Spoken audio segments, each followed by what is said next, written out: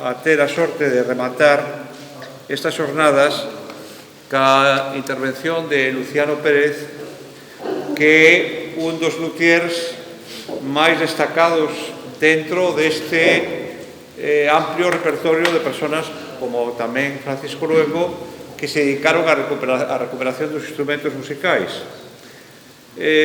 No caso de Luciano, con unha ventaxa posiblemente engadida, e é que na súa familia hai prácticamente 100 anos de tradición na construción de instrumentos, porque de alguna maneira tuvo a suerte de ter como mestre ao seu avó, isto que foi realmente unha figura clave no primeiro tercio do século XX na construción de instrumentos populares, con todas esas técnicas que me imagino que lle serviron a Luciano para acometer este traballo. Por lo tanto, tamén un pequeno homenaxe a Paulino Pérez, que foi o seu avó e que, dende a Diputación de Lugo, iniciou este traballo extraordinario. Lóxicamente, Luciano, que foi discípulo do seu avó, que empezou xa a comenzos dos anos 70 a traballar con él, ten unha amplísima trayectoria como constructor de instrumentos e que, bueno, que é unha persona, creo que no mundo dos luthiers ampliamente conocido, e él nos vai a contar un pouco a súa experiencia personal neste traballo de levar realmente á práctica algo que aparece nas más dos 24 ancianos de Apocalipsis ou de calquer figura medieval que afortunadamente temos representada no románico. Canto queira, Luciano. Moi ben, moitas gracias. Boas tardes e moito ánimo, porque despois de... xa sei que vos vai resultar un pouco difícil cambiar de rexistro despois de... con este espírito tan elevado que nos deixou esta interpretación, pero ánimo, que procurarei ser breve. Esta diapositiva que vedes aquí, que ten ese fondo con unha casca de buxo, foi un pouco homenaxe ao paseo dos buxos que hai aquí detrás, e que este ano descubrín con moita... que me gustou moito velo, que había novos buxos plantados. É dicir, que cando seguen estos, veñen outros detrás. Eso é a tradición. Cando falaba Francisco, acordábame moito dos pregos de cordel, desta xente que vendía polas feiras a primeiros do século pasado, etc. A importancia da tradición. Bueno, moitas gracias a Xosé Ramón, moitas gracias ao Consello de Cultura Galega por invitarme a esta xornada neste, como digo, neste entorno que coñecín fai anos, que viñen aquí con Xavier Rodríguez Barrio, con un escritor e poeta, para un concerto, un recitado de música e poesía, o son da poesía. Recordo perfectamente como aí enfrente as mariscadoras da zona defendían con moita firmeza as súas demandas de traballo que tiñan naquel momento diante das autoridades, que foi un momento así que me quedou grabado. Espero que mellorase, non? Bueno, si quero empezar esta charla, aínda que sexa brevemente introducindo un pouco a miña experiencia, pero seguramente na de outros obradoiros coincide, máis ou menos, as orixes e percorrido particular do Obradoiro Escola de Instrumentos Musicais da Deputación de Lugo, creado no ano 1951, para entender, como digo, tamén un pouco o noso contexto aquí neste acto, non? Agora aquí neste casal labrego que crea Antonio Fernández, coñecido como Antón de Marcos. O colexio estaba dirixido polo galeguista Avelino Pousantelo, que está con unha pataca aquí, non sei se isto se ve. Funciona o punteiro? Sí. Vale, este que está segundo non vexo desde aquí. promoveu moitas recollas de material folclórico e premiaba os rapaces con instrumentos musicais que en moitos casos facía meu avó, que contaba con unha profesora tamén de baile e con un de gaita que casualmente, curiosamente, era meu avó, Paulino Pérez. Así que este cuarteto que vedes aquí, Argalleiros de Barreiros, que como se chamaba, son os seus primeiros alumnos. Con ocasión de sorprender polo cumpleanos a don Antonio, organizanlle unha representación musical e Antón de Marcos, emocionado, grita "Terra!". Pouco máis tarde consigue que a Deputación de Lugo ceda un local para así crear o Obradoiro de Gaitas e Zanfonas. Con Faustino Santalices, que naquel momento xa estaba tamén reivindicando a recuperación do instrumento, a escolanía de zanfonas, etc., etc., e meu avó Paulino Pérez ao fronte. Un dos seus obxectivos era, ademais da recuperación da zanfona, esta que vedes aquí, que adquiriu Antón de Marcos no ano 51, foi precisamente para iniciar a súa recuperación. Arriba vemos a meu avó no primeiro torno que tuveron na escola. Pero outro dos obxectivos era a formación dos rapaces da beneficencia, que era un centro, albergue da Deputación para xente con necesidades, e esos rapaces acudían con meu avó aquí ao Obradoiro. E ten a colación porque ese espírito realmente acompañounos sempre, non? A miña xeración é herdeira destes vellos e maxistrais artesáns que traballaron con poucos medios, pero con moito enxeño, que foron por necesidade autodidactas, non? Eu comezo da man de meu avó no ano 1973, non é ata a morte de Franco na que todas as persoas involucradas coa cultura tradicional nos esforzamos coa súa revalorización e recuperación.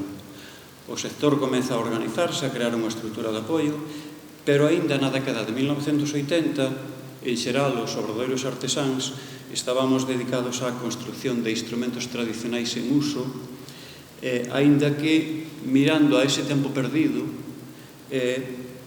aos instrumentos en desuso, tamén en parte como consecuencia, non? Que hai unha zanfona que rematou meu pai, que deixou o meu avó, que se ve aquí abaixo á esquerda, está o meu avó doblando o aro de unha zanfona nun artilugio que moi probablemente fixo el despois dunha estadía que tuvo en Madrid con un constructor de violíns, que se enchía de brasas para mantelo quente. O calor é o que moldea. Ben, no ano 1979 acaba de falecer meu avó, acabase de ir Antón Corral, que estuvo nun período de 3 anos solamente na Deputación, e entón meu pai Xesús e máis eu iniciamos unha nova etapa focalizada case exclusivamente na formación de artesáns e intérpretes, na recuperación de vellos arquetipos. Como exemplo daquelas primeiras accións fixemos, por exemplo, con Miro Casabella, o cantautor Miro Casabella, a recuperación, un traballo sobre a chirimía e o aboi barroco. O aboi barroco é o que está na Catedral de Tui, que creo que teñen exposto en algún lado. Ahora, Olimpio Xiraldez está facendo un traballo excelente sobre este instrumento. E tamén con Francisco Luengo, cando estuvera no Obradoiro ali, quizás no 79, a mellor, o primeiro organistron probablemente que se fixo aquí en Galiza foi aquel que fixemos daquela, non? No 83 montamos a Escola de Gaitas e Zanfonas, programamos concertos. Aquí vemos abaixo a Claude Fallel, que saliu a relucir aquí con Francisco, a Laurent Tixer, a Valentín Clastrier, que trouxera para un concerto no claustro do museo, que naquel momento era o zanfoñista máis vanguardista de todos os zanfoñistas europeos, non? Banda de gaitas, unha colaboración que fixéramos ca escolanía José Castiñeira Pardo, que dependía da Deputación, e foi na presentación precisamente fixamos aí unha cousiña. Mini e Mero, aí na inauguración dunha sala da colección. Bueno, impartimos numerosos cursos, destacando este que vedes aquí arriba, de 3 anos en colaboración co INEM, creo que hai unha diapositiva que non sale, con profesores invitados dos que nós tamén íamos aprendendo. Neste caso foi con Christian Rault e Claude Flagel. Que Claude Flagel trouxo por primeira vez Carlos Villanueva desde a aula aberta da universidade no ano, non sei, 81, a mellor, 84. Sí, algo así. Vale, por primeira vez viñera a Lugo a impartir un curso de zanfona, de técnicas de interpretación con zanfona, e viñera por aula aberta, non? Calquer interesado podía acudir gratuitamente e fomos unha rampa de lanzamento para profesionais como Francisco, que deu ali os primeiros pasos, Manuel Brañas de Ourense, Xermán Arias, Xaneco, Carlos Galván, Antonio Franco, etc. Logo da escola houve moitos mestres de música hoxe na escola municipal, por exemplo, do Concello de Lugo. E no 1978, cando imos abandonando a produción de instrumentos tradicionais, porque supoñía unha competencia desleal para o sector, para os artesáns privados que estaban no mercado, necesitaban traballo para vivir, que se lles reclamaba que non foran economía sumerxida, etc., non? Entón, nos vamos abandonando a produción, que en gran medida era donada pola Deputación, e nese momento xorde a oportunidade de asistir ao Simposio do Pórtico da Gloria, en 1988, de Carlos Villanueva e José López Calo, e logo xa no 90, co proxecto da Fundación Barrié, nos confían a montaxe e coordinación do obradoiro instalado en Santiago para a reconstrucción dos instrumentos de pórtico, ao que acudo con 7 alumnos, e, bueno, participamos moi activamente, mesmo se rematou na sede do obradoiro en Lugo, non? Involucrar neste proxecto aos obradoiros tradicionais, sumando sinerxías tamén, foi un completo atino e influiu no futuro da artesanía en Galicia, tal como xa daquela prognosticara José López Calo, non?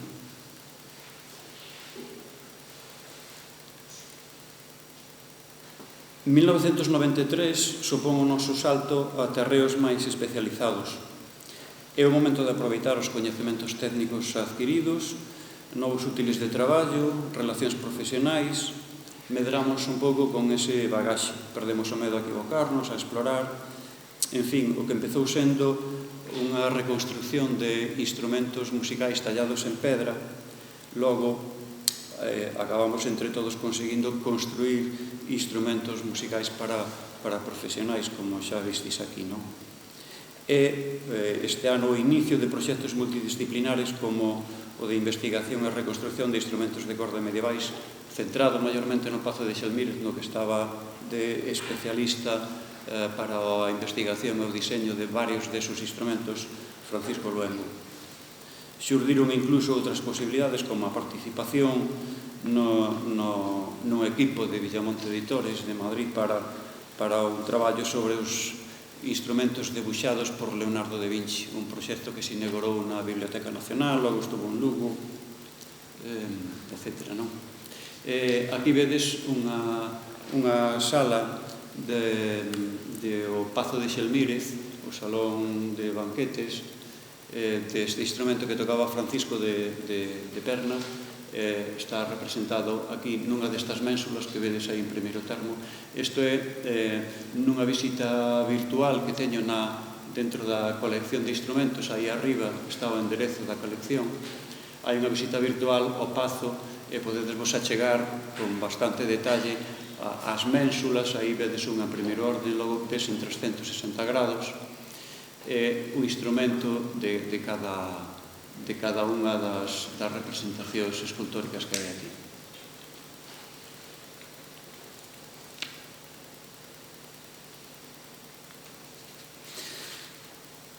Vale, a nosa última aportación desenvolveuse entre os anos 2017 e 2019. Estaba contemplada como unha actuación integral con cursos de construcción, cursos de interpretación, concertos, exposición, e todo iso coa difusión de todos os materiais xenerados, planos, en algún caso, e sobre todo debuxos técnicos, pensando no favorecemento de os mestres artesáns que estaban por fora para que aproveitaran esos materiais e poderan reconstruir, facer, polo menos, ao dispoñer de pouco tempo, instrumentos de estudo para os músicos que quixeran acudir aos cursos de interpretación que posteriormente íbamos a programar, que iba levar precisamente Francisco Luengo, e que, bueno, como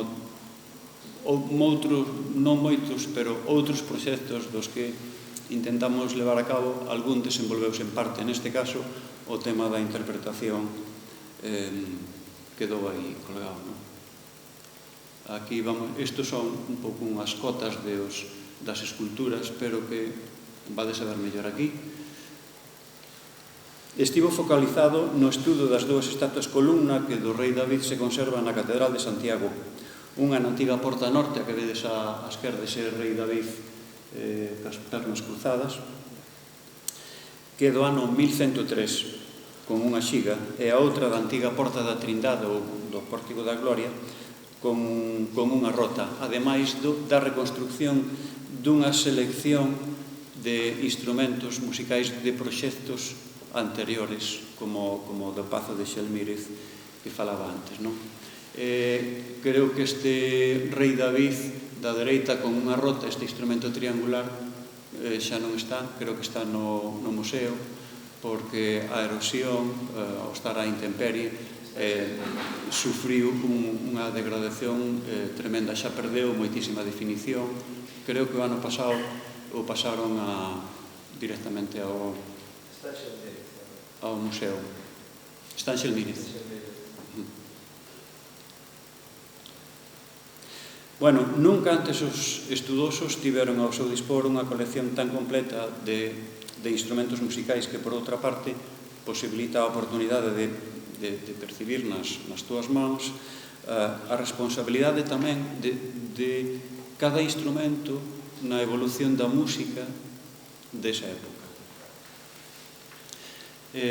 Aquí vemos arriba á esquerda está Xermán Arias, que foi un dos mestres artesáns que participaron neste proxecto, con un curso sobre a viola do anciano 24 do Pórtico da Gloria. Vemos nunha foto aí a John Wright, esa foto en blanco e negro, John Wright, que foi o autor da investigación e do deseño, un home que faleceu fai moi pouquiños anos, pero un home sabio, un home humilde, unha persoa desprendida, e que coñecía perfectamente a tradición e a vinculación que había cas músicas, cos instrumentos, en fin,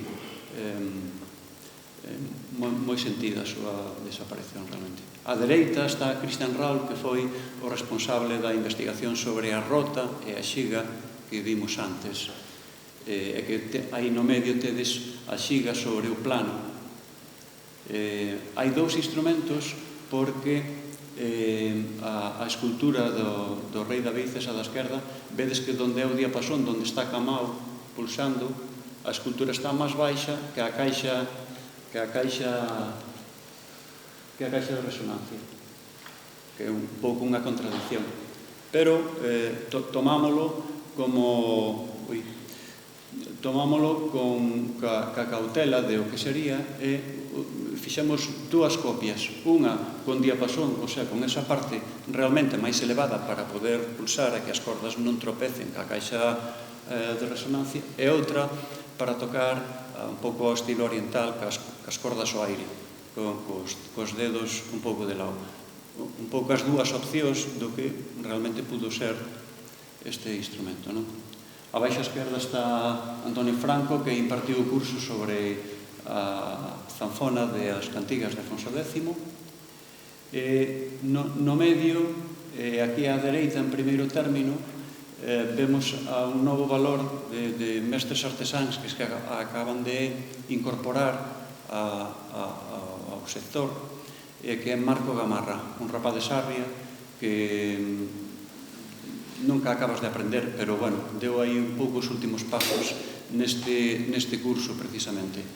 Ten o Obradoiro en Sarria. E por último, neste aspecto, unha novidade, como é a creación, todo este proxecto que acabamos de ver, a novidade é a creación de unha colección en préstamo de instrumentos medievais, destinada a mestres, destinada a músicos, a xente que queira rematar os seus estudios ou de músicos que o queiran utilizar para unha grabación, para un concerto, para unha xira, en fin, instrumentos a mao para empezar con algún proxecto. Esta que vedes aquí é a inauguración do itinerario, da itinerancia que vai a ter en todos os concellos da provincia de Lugo de momento. Empezamos aquí na sala de armas do Pazo de Xelmírez, esa que vedes aquí.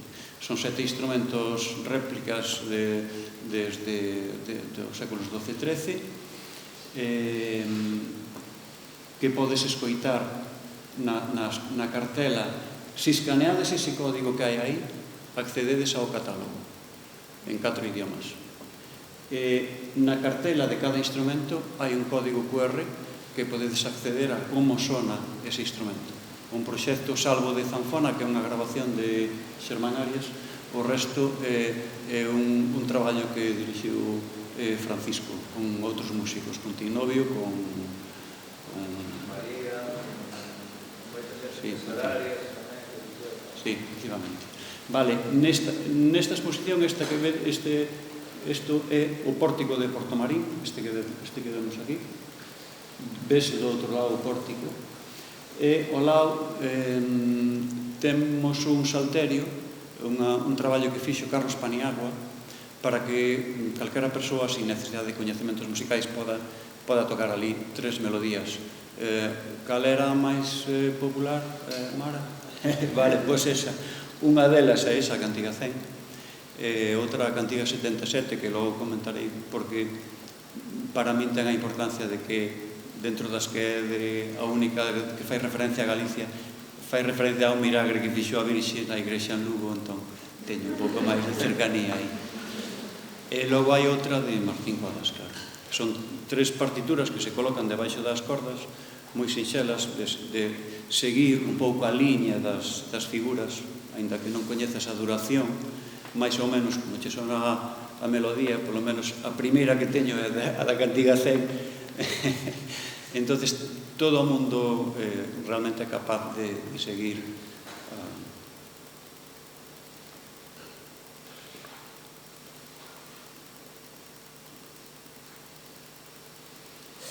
Ben, en todos estes proxectos nos que tratamos de achegarnos á realidade dunhos instrumentos que chegaron ata nós grazas á destreza de artesáns artistas que deixaron constancia da vida e do talento das persoas daquel tempo, dun tempo do que non se conservan instrumentos reais, temos que botar man necesariamente de todas estas herdanzas, pero requiren dun labor de investigación apoiado en estudos de organólogos, filólogos, historiadores do arte, músicos e nestes artesáns, non? O sea que se impón o traballo en equipo e o manexo, como digo, de as diferentes fontes documentais ao noso dispor. En Galicia temos a fortuna de contar con documentos históricos de primeiro nivel desde os inicios do século XII. O rei David que viamos que agora está na Porta de Platerías, 1103, primeiros do século XII, ata finais do século XIII. Pazo de Xelmírez, 1250. Entre que se atopan, claro, o que nos trae aquí, as cantigas de Santa María de Afonso X, documentos en parangón, con un completo catálogo das diferentes familias instrumentais, así que entendemos que é lóxico que tratemos de recuperar para o presente a música e instrumentos do noso pasado glorioso. evolucionamos sin perder a esencia, podríamos dicir.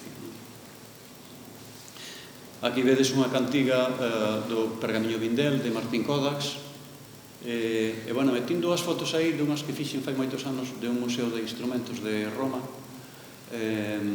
no que había, no que vin estas caravillas, estes pontes de oso da época romana, realmente.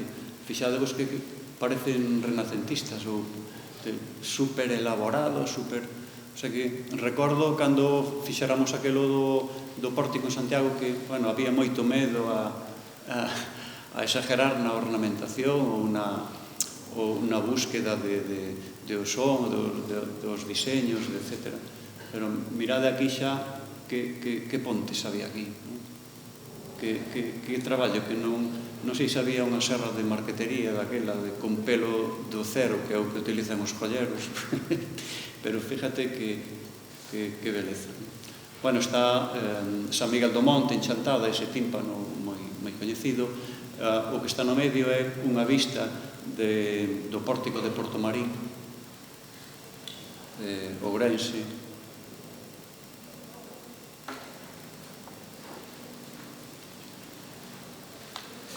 O estudo comparado de todos estes documentos revela aspectos decisivos na toma de decisións. Un caso evidente constitúeno as violas esculpidas do pórtico da Gloria, que facilitan unha visión desde todos os ángulos.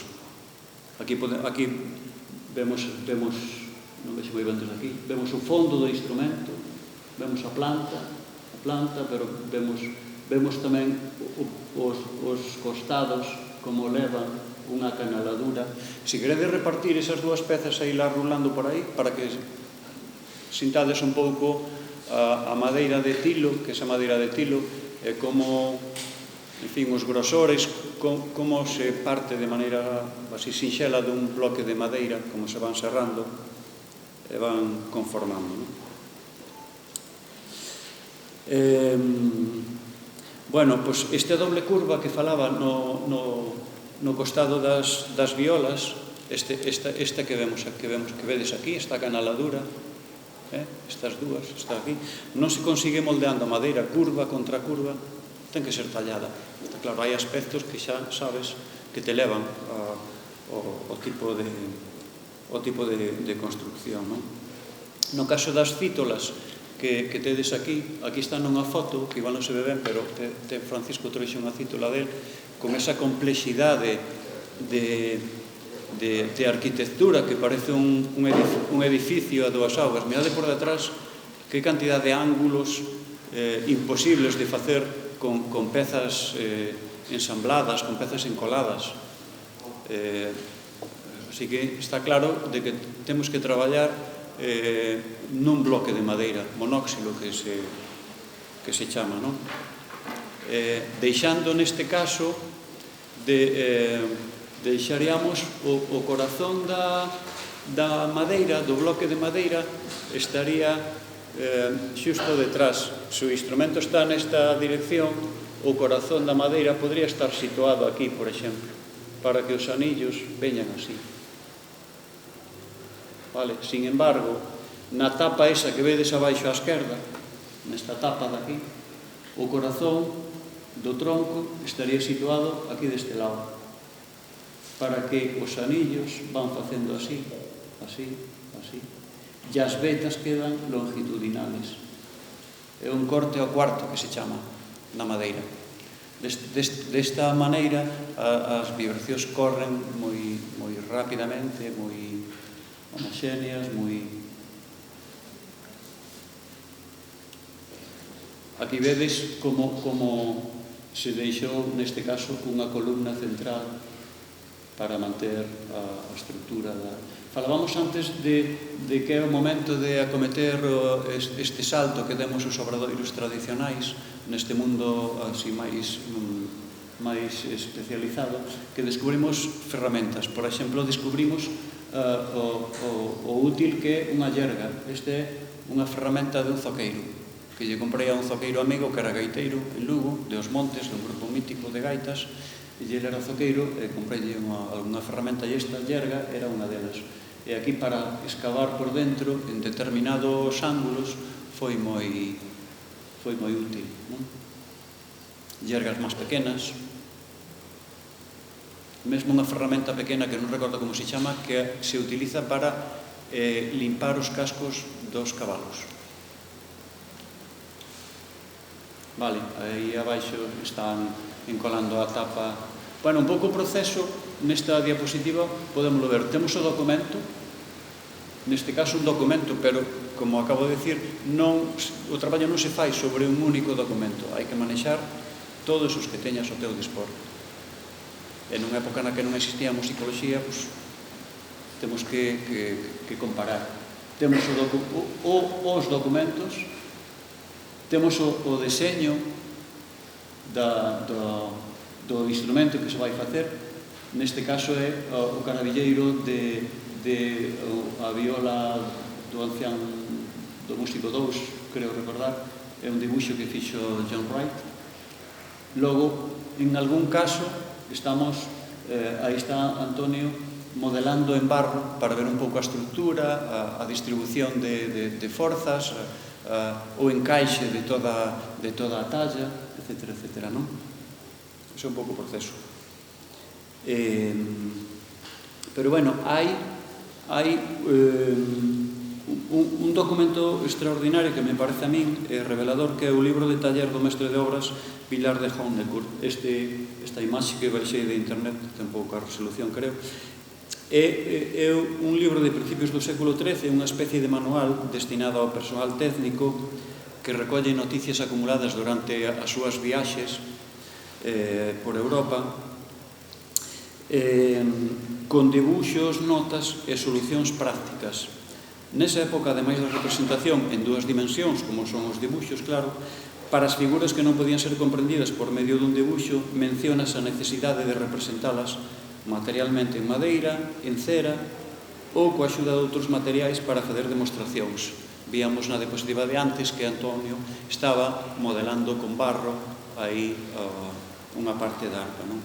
Así que esculturas como as que vimos antes do Pórtico da Gloria, que teñen un realismo nada usual, ben poderá ser modeladas previamente por artesáns ou músicos coñecedores destes instrumentos. Francisco falaba antes da idea de que os escultores podían ser realmente os músicos ou tenían que ser os constructores de instrumentos, os propios constructores de instrumentos, ou que os músicos fixeran un modelo en cera, en barro, non sei, para que o escultor en pedra tivera esos detalles, as proporcións, etc.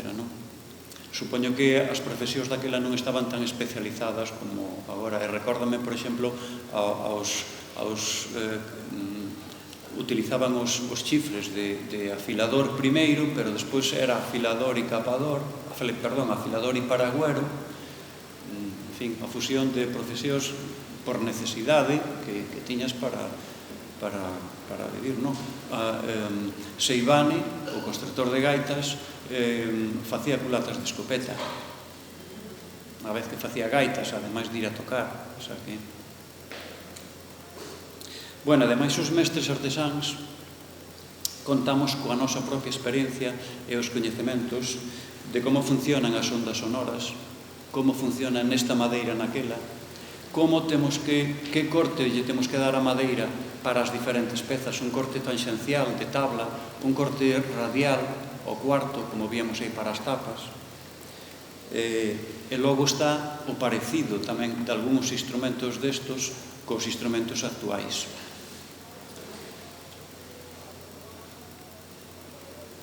A pegada nas tradicións. Aquí vedes, falando desto, aquí vedes abaixo, é un debuxo do libro de xadrez, Dados e Táboas, que está un torneiro, aí, está facendo as fichas do xadrez. Védelo abaixo non sei se... Ui, non, perdón. Vale, por aquí. Vale, pois isto é unha miniatura do 1270. E esta é unha foto que lle fixen un viaxe que fixen a Marruecos fai uns anos, pero agora sigue sendo exactamente igual. Aí está a mesma postura, o pé para sujetar a gubia, non hai vai ben aquí, sí, é como un arco tú tens que achegar a gubia cando a peza xira hacia ti, lixeiramente desplazala para, mentras recupera a posición para volver a tirar, o sea, require de unha destreza especial este torneador, pero xa vedes que aí está, non?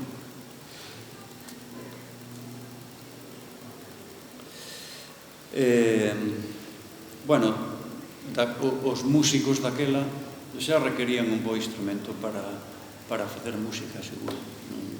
Non tocaban con calquera cousa, non?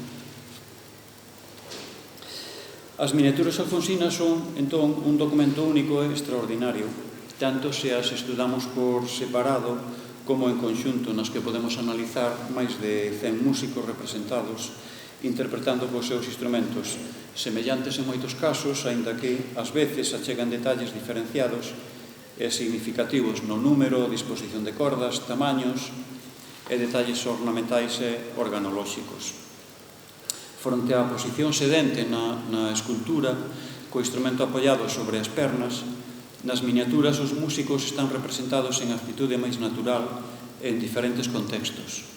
Aparecen na corte, en plena natureza, como solistas, a dúo e en pequenos conxuntos instrumentais formados tamén por cantores e instrumentistas, que en algunha ocasión mesmo acompañan un baile.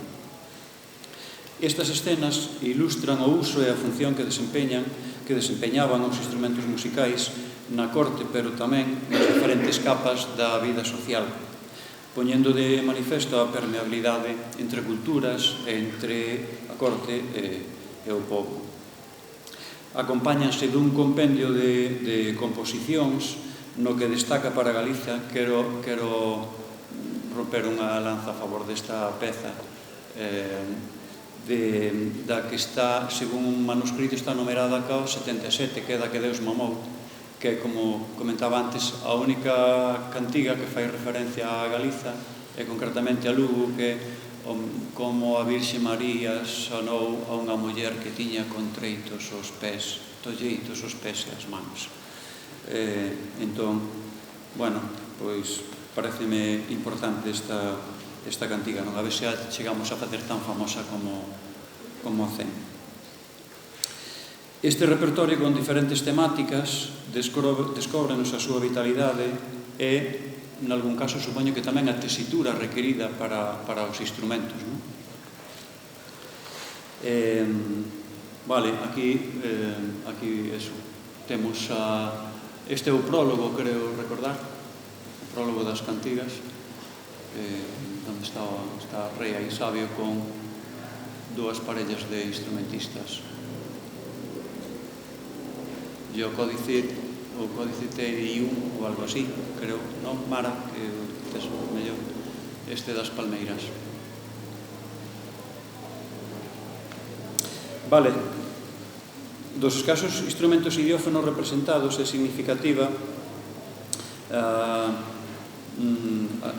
cantiga, creo que a 300 ou algo así, esta que se ve no medio, porque ten unhas táboas, tiro un pouco para o máis coñecido, para a casa, non? Unhas táboas que, bueno, acabo de facer precisamente unha réplica para un amigo que ten un traballo moi extenso sobre a castañola na Península Ibérica.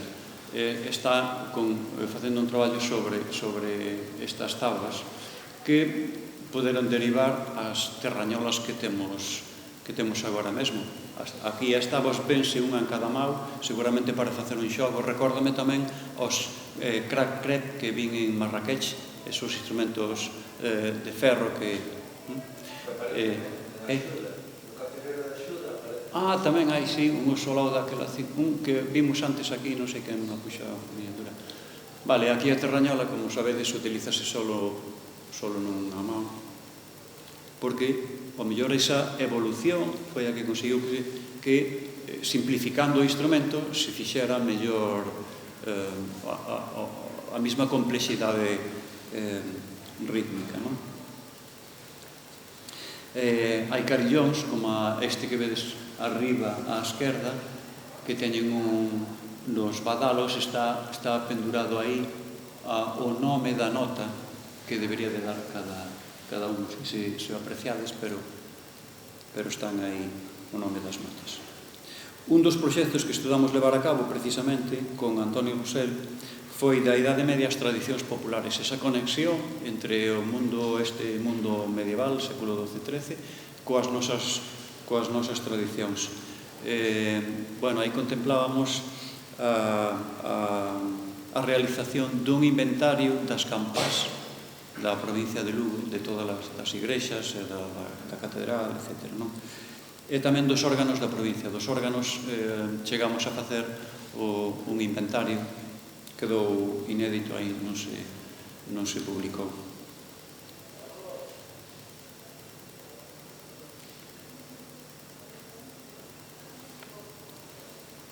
Dentro dos instrumentos de membrana, un bo exemplo constitúen uns grandes tambores que aparecían naquela miniatura nese mismo códice, uns grandes tambores que se ven a cabalo, que son así un pouco máis espectaculares ou máis extraños que estes instrumentos que se ven nas mãos e esos eran un pouco para interpretación precisamente a cabalo, con forma uns grandes tambores, con forma semisférica, e un creo recordar que era hexagonal ou algo así. A figura dun só músico interpretando con dous instrumentos, como esta que vedes aquí, permanece como conxunto popular e tradicional en numerosos puntos da Península Ibérica. En Galicia consérvase ese que vedes aí á dereita, está no altar da Catedral de Santa María de Meiraus, no Cabrel. Un só músico con dous instrumentos, un tambor, flauta de pico. Na exposición de Afonso X hai incluída un tamboril e un flaviol. En Cataluña é unha figura moi conocida, moi tradicional, xa, ademais de popular, é tradicional. A familia dos instrumentos de vento é considerable e conta con representación das tres variedades principais.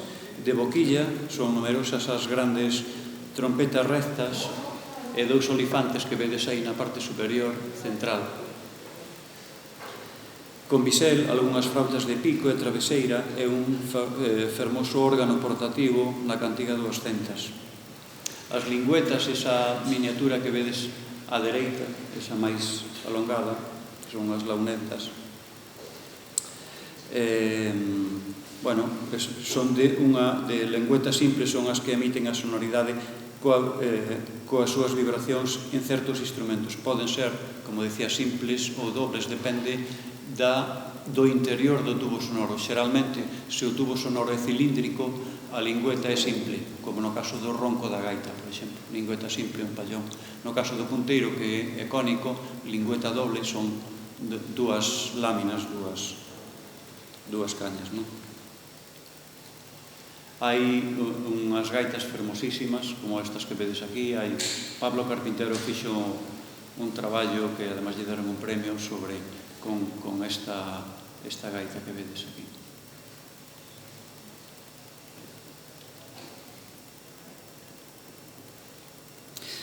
A representación de cordófonos é a máis abundante e con gran variedade de formas externas e técnicas de interpretación. Podemos ver unha ampla mostra de salterios punteados cos dedos ou con un plectro e dos grandes laúdes de cordas simples, un que vedes aí, e outro coas primeiras ordes de cordas dobres que se irían ampliando co tempo. As cordas dobles, falábamos antes Francisco, que a disposición das violas estas de brazo están agrupadas as cordas dobles, cada dúas máis ou menos. É como a ponte, xa o explicou ele, era plana, podes frotar as dúas, non? Destaca esta arpa angular que vedes aquí.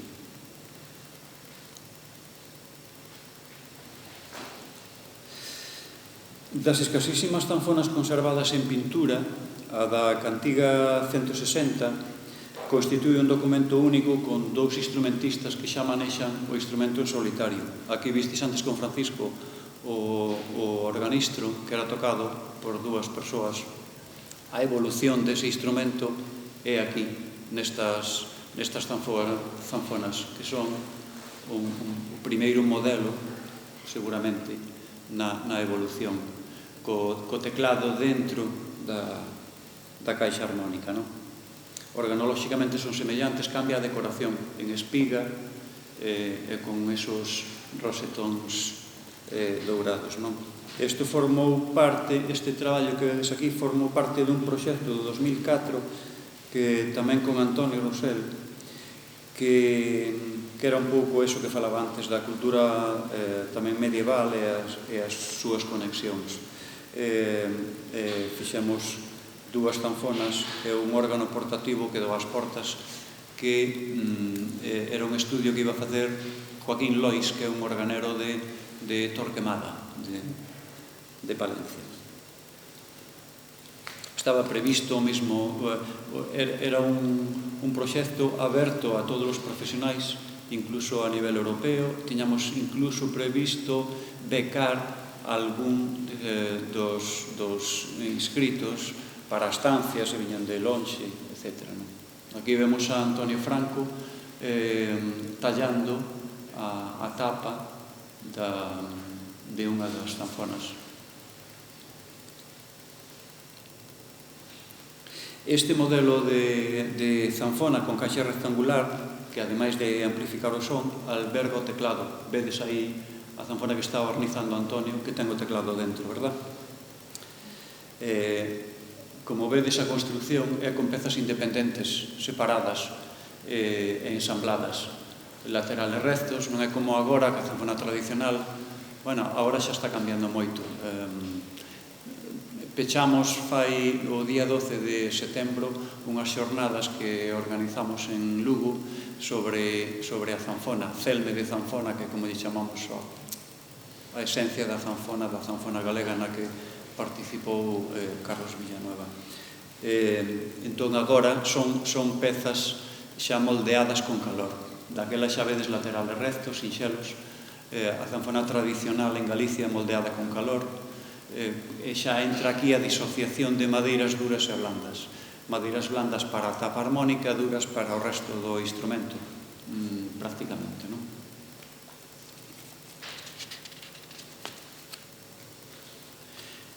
Esta que vedes aquí á dereita é Ana Carrasón, que está dourando os rosetóns precisamente da zanfona que está barnizando aí Antonio.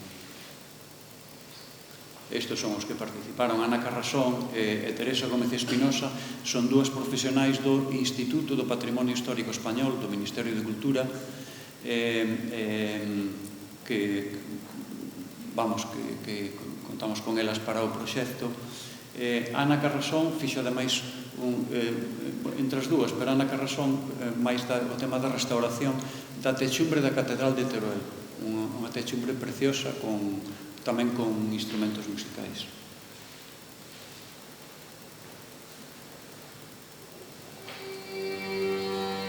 Antes que falaba da conexión de por que esos instrumentos para a música contemporánea, aquí hai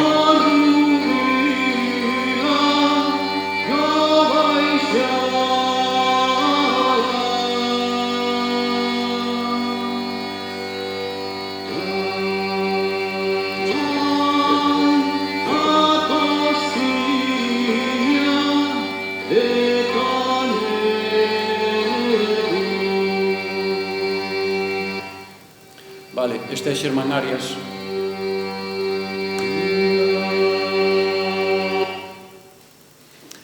Xermán Arias está incluída na exposición esta que vos dicía que podeades escoitar como sonaban os instrumentos, e aquí é unha cantiga tradicional. Creo que a original é unha variación de Suso Bamonde, e a original está no arquivo de Cánticas da Terra de Coruña ou do Real Coro Toxos e Feros de Ferrol. Agora non recordo ben. Contaba neste proxecto con Jesús Ángel de la Lama, que se queredes encontrar algo sobre organería, este home ten un montón de publicacións e todo está aí, non?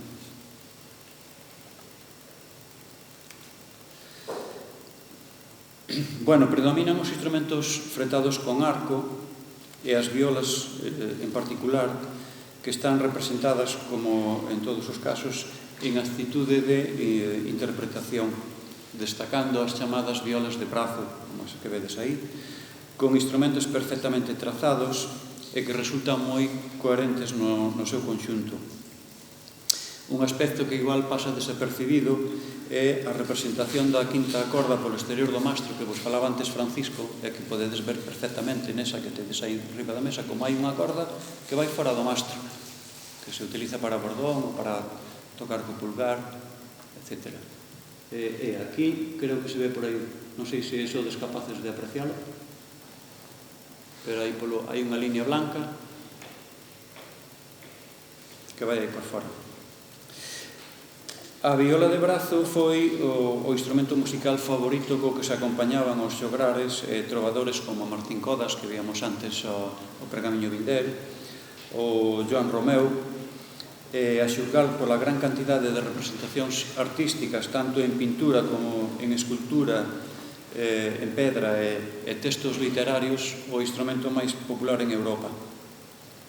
A construción é monóxila, como esa que anda por aí, e os laterais con acentuado escavado exterior do que falábamos antes, que se ve perfectamente na escultura, e o mango e o carabilleiro tallados nun bloque de madeira, tallados ou serrados. Ese que tedes aí está serrado o interior, calado, para ir tallando despois os laterales e rebeixando, non? Esos laterais con escavado exterior, en fin, eso. Tanto o fondo como a tapa van nunha peza, son tallados en pezas separadas. Se ven o espesor do fondo non é tan crucial en principio para o son, na tapa temos que combinar a natureza da madeira empregada coa axeitada distribución de espesores. Antes víamos como aquela tapa tiña como unha columna central, non? Para compensar a ausencia de alma. Este foi un tema así un pouco controvertido naquel momento. Ahora, Francisco, pon a alma algún deles? Non. Vale. Para compensar esa ausencia de alma...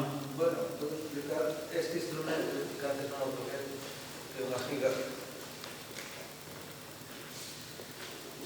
Precisamente por a colocación dos buracos sonoros que permiten traballar así cos dedos.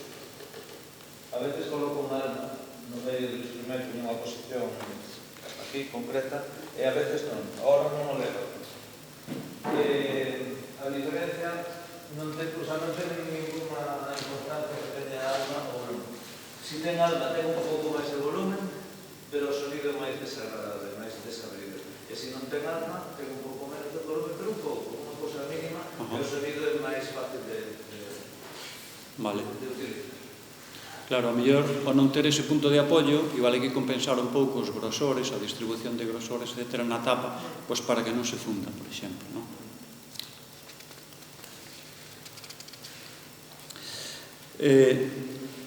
Todos os recursos iconográficos carecen do elemento máis importante, o son.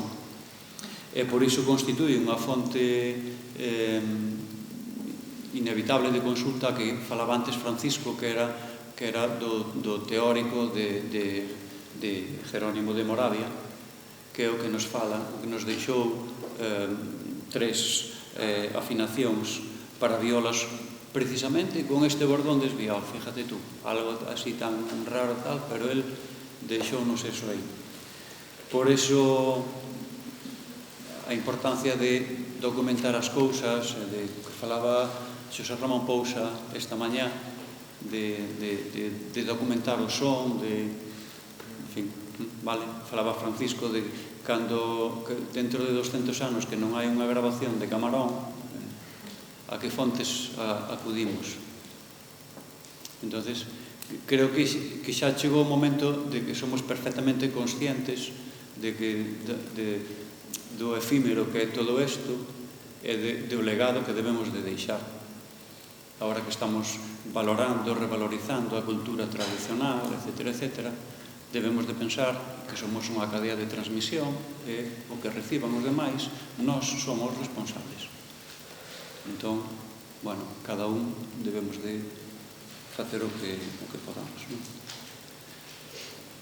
Luciano, vas a ter que ir aportando. Vale, pois xa non poñemos temos pactado contemporáneo que non chegas a 6. audios nin nada.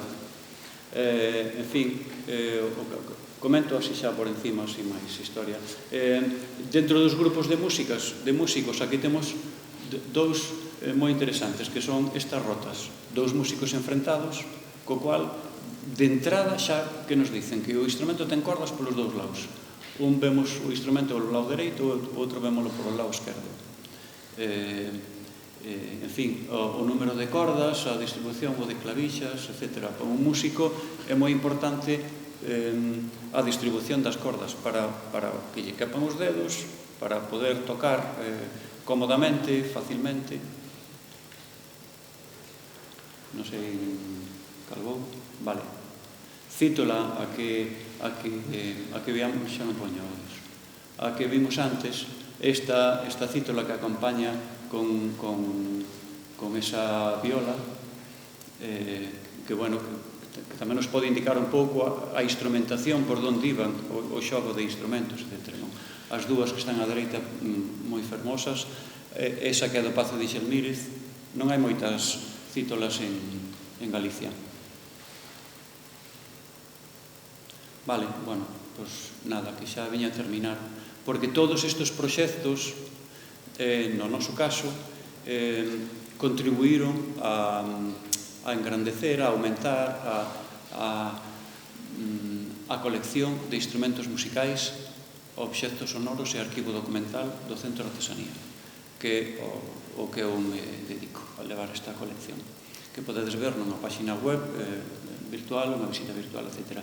Entón, moitos dos fondos desta colección son produto de proxectos de traballos de campo e de proxectos de investigación desenvoltos ali. Bueno, podedes ver varios. Esta que vedes aquí é a última sala que inauguramos da colección, que é a Sala Antón de Marcos, nome que deu orixe un pouco a isto, e que contextualiza a colección. Aí vese o obradoiro de meu avó, as poucas ferramentas coas que contaba un artesán daquela, pero que tiña moita destreza, moito enxeño, etc. Outra sala, Santalices, Paulino Pérez, Sala Xelmírez, hai copia das ménsulas do Pazo de Xelmírez, Sala Pórtico da Gloria, onde están un pouco os proxectos de investigación, as zanfonas que vedes aí.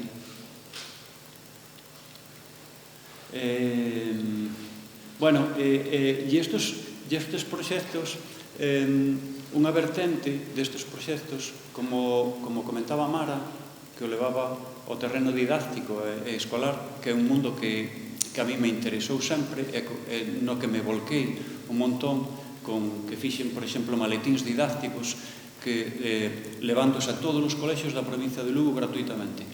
Fixemos xoguetes sonoros.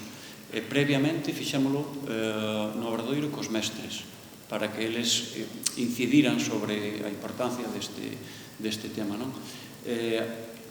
Exposicións temporais, esa que vedes aí, que era a música no Iludo en Amor, que foi collín 3 ou 4 en Guadalajara. Esas caixiñas que son unhos diseños que fixen sobre as zanfonas de Afonso X, unhas caixiñas de música que fixamos. Antonio Rosell se encargou máis ben do tema musical de a cantiga 100 e a cantiga 77, precisamente, da que Deus mamou, que é a manivela que leva dentro reproduce esas cantigas. Os traballos cos escolares que vedes aí, ese arpa que preparei así un pouco para que os cativos foran capaces de facela, e mesmo esa foto que vedes aí no medio con un grupo de discapacitados de Lugo, unha asociación, e fixemos un traballo de investigación, ese investigador que todos levamos dentro, e eles, a pesar das súas dificultades, creo que entenderon parte do proceso de observar e analizar e logo a túa realidade, a túa interpretación. E hai algunha peza que quedou precisamente na colección. Vale, pois quería rematar un pouco con isto de que todos somos responsables co que facemos na evolución da música e dos instrumentos. Moitas grazas.